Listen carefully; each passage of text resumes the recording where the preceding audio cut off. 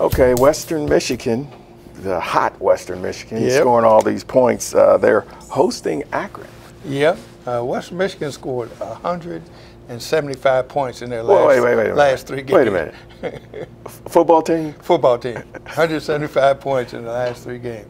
77 in their last game, which is more than their basketball team scored in a third of their games last year. So, yeah, they're looking pretty good. But Akron, you know, Akron is undefeated in the MAC, 2-0, just like Western. And their defense has been opportunistic.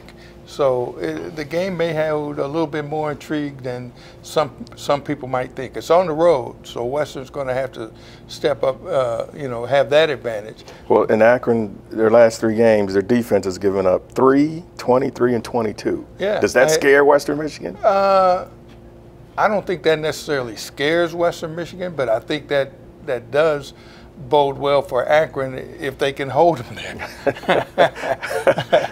Akron has one of the more veteran quarterbacks in the league. People kind of forget about that, and this is still quarterback league in a lot of respects. And Tommy Woodson, this is his 5th year, and he's been basically the starter the last 3 years, and it showed last week against Ball State.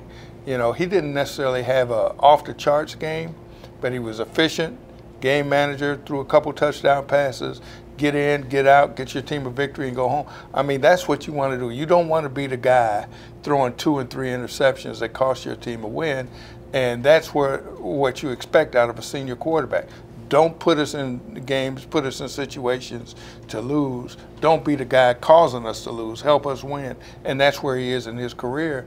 And that is a plus. So that's something I think Western Michigan will have to deal with. Well, you'll be at that Western Michigan game, and we're sure to read that on cleveland.com and in the Plain Dealer.